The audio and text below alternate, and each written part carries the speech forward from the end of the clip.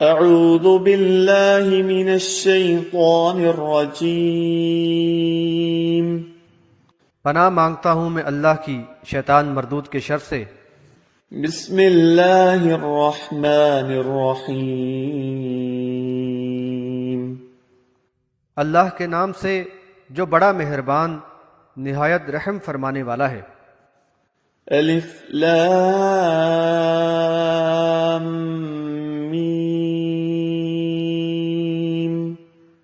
الف لام میم۔ حاشیہ نمبر 1۔ الف لام میم حروف مقطعات ہیں۔ قرآن کی 29 صورتوں کی ابتدا میں حروف مقطعات آئے ہیں۔ مقطعات جمع ہے مقطعہ کی، جس کے معنی ہیں علیحدہ کیے گئے۔ یہ حروف الگ الگ پڑھے جاتے ہیں۔ قرآن یا صحیح احادیث میں ان کی کوئی وضاحت نہیں کی گئی، اس لیے ان کی تعویل کرنا مناسب نہیں۔ ذلك الكتاب لا ريب فيه هدى للمتقين۔ یہ وہ کتاب ہے جس میں کوئی شک نہیں، ہدایت ہے پرہیزگاروں کے لیے۔ حاشیہ نمبر 2۔ قرآن کتاب اللہ ہے اور ہر قسم کے شک و شبہ سے بالا تر ہے۔ سورہ الف لام میم السجدہ میں بھی اس بات پر زور دیا گیا ہے۔ حاشیہ نمبر 3۔ بلا شبہ یہ تمام ہی انسانوں کے لیے پیغام ہدایت ہے بحوالہ سورہ البقرہ آیت نمبر 185، لیکن اس سے صحیح معنوں میں فیض وہی حاصل کریں گے جن میں تقوی کی صفت ہو، جو اللہ کے عذاب سے ڈرتے ہوں اور آخرت کی پیشی اور جواب دہی کا پورا شعور اور احساس رکھتے ہوں، اور یہی احساس ان میں رائے حق کی تلاش کے جذبے کو ابھارتا ہے۔ جو کوئی ہدایت کا متلاشی ہو، اللہ تعالیٰ اسے رائے ہدایت دکھا دیتا ہے، اور جو تلاش کے بعد پاتا ہے وہ اس کی قدر بھی کرتا ہے۔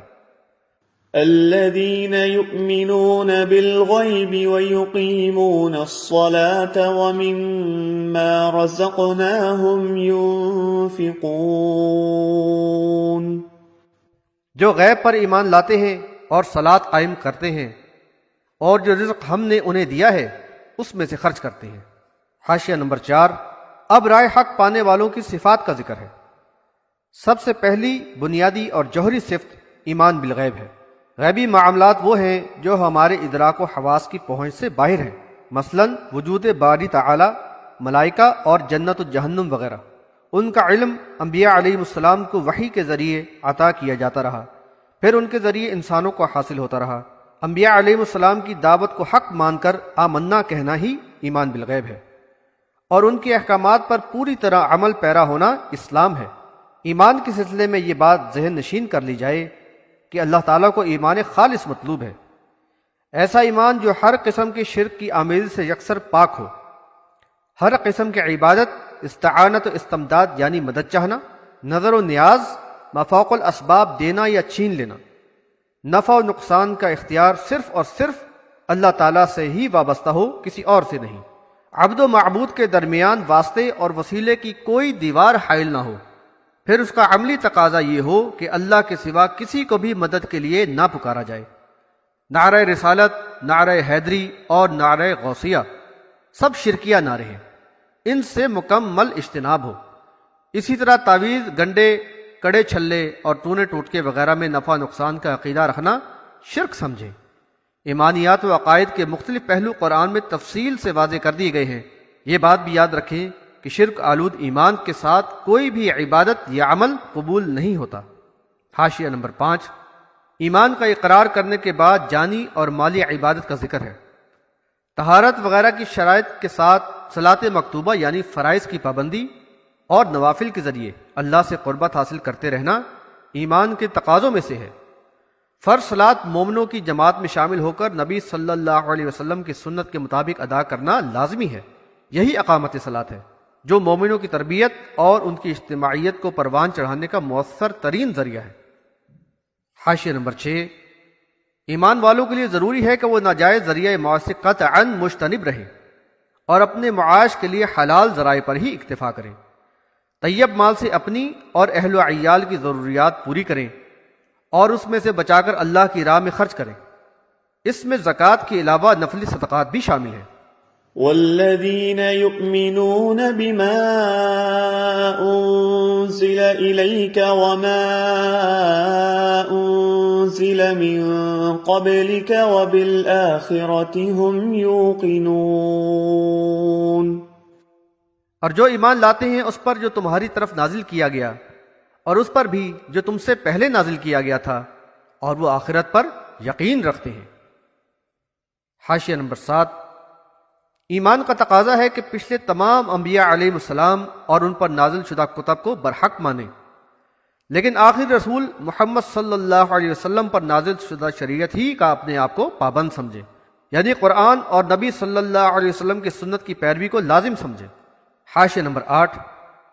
ان متقی ایمانداروں کی امتیازی صفت یوم آخرت پر یقین ہے، جس پر ان کی سیرت و اخلاق کی تعمیر ہوتی ہے۔ آخرت میں جواب دہی کی فکر ان کو خواب غفلت کا شکار نہیں ہونے دیتی، اور حساب کا خوف ان کو راہ حق میں فعال اور سرگرم رکھتا ہے۔ چنانچہ وہ مجاہدوں کی طرح جینے اور شہادت کی موت مرنے کو حقیقی کامیابی سمجھتے ہیں، اور اس کامیابی کے حصول کی طلب زندگی میں ان کو چین سے نہیں بیٹھنے دیتی۔ ان کی سیرت کے نمایاں پہلوؤں کا ذکر سورہ الرعد آیات 20-22، سورہ المؤمنون آیات 1-9 اور سورہ الفرقان آیات 63-74 وغیرہ میں کیا گیا ہے۔ اولئک علی ھدی من ربہم واولئک ھم المفلحون۔ یہی لوگ اپنے رب کی طرف سے بھیجی ہوئی ہدایت پر ہیں، اور یہی لوگ فلاح پانے والے ہیں۔ حاشیہ نمبر 9۔ ایمان و تقوی سے پوری طرح آراستہ ان اوصاف کے حامل لوگ ہی حقیقی معنوں میں ہدایت یافتہ ہیں، اور انجام کار یہی فلاح یاب ہونے والے ہیں۔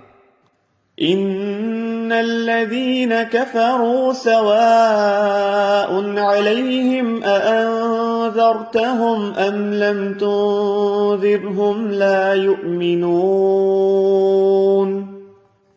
جن لوگوں نے کفر کیا ان کے لیے برابر ہے آپ انہیں ڈرائیں یا نہ ڈرائیں، یہ لوگ ایمان نہیں لائیں گے۔ حاشیہ نمبر 10۔ یہاں کفر کی روش اختیار کرنے والے بد نصیب گروہ کا ذکر ہے۔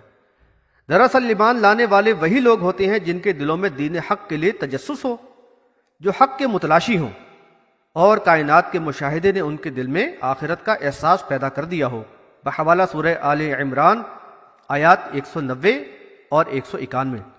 ایسے لوگوں کے دلوں میں آخرت کی جواب دہی کا خوف ان میں تلاش حق کے جذبے کو ابھار دیتا ہے۔ چنانچہ دعوت حق جب دلائل سے بھرپور ربانی کلام کی شکل میں ان کے سامنے آتی ہے تو وہ اسے بلا جھجک قبول کر لیتے ہیں اور پوری طرح اس کا ساتھ دیتے ہیں۔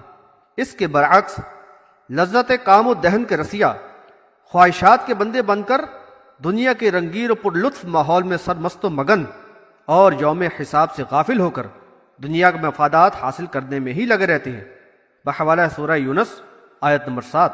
وہ اس دعوت حق کی طرف رخ کرنا بھی گوارا نہیں کرتے، بلکہ آبائی تقلید اور اکابر پرستی ہی میں راضی اور مطمئن رہتے ہیں۔ ان کو یہ دعوت بڑی گراں گزرتی ہے، بحوالہ سورہ الشورى آیت نمبر 13۔ ختم اللہ علی قلوبہم وعلی سمعہم وعلی ابصارہم غشاوہ وَلَهُمْ عَذَابٌ عَظِيمٌ۔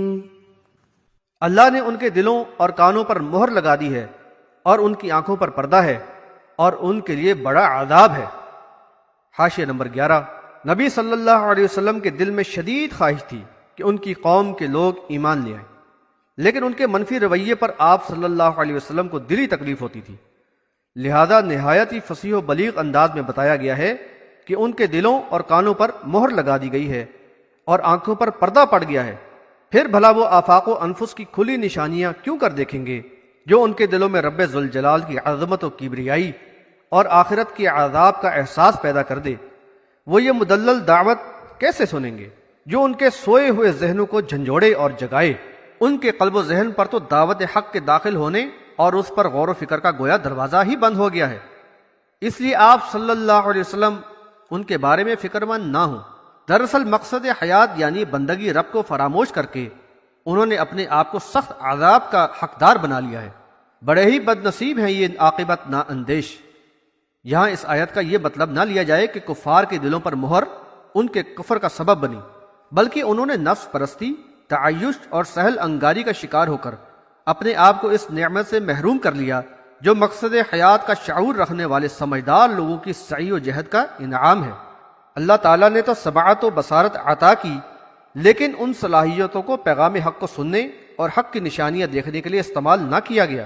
اللہ نے غور و فکر کرنے والا قلب و ذہن عنایت کیا اور حق و باطل میں فرق کرنے کی صلاحیت بھی عطا فرمائی، لیکن اس کو اس مقصد کے لیے استعمال ہی نہ کیا گیا۔ الغرض جب انہوں نے اس بربادی کے راستے ہی کو پسند کیا تو پھر راہ حق کی طرف بڑھنے کی توفیق ان سے سلب کر لی گئی۔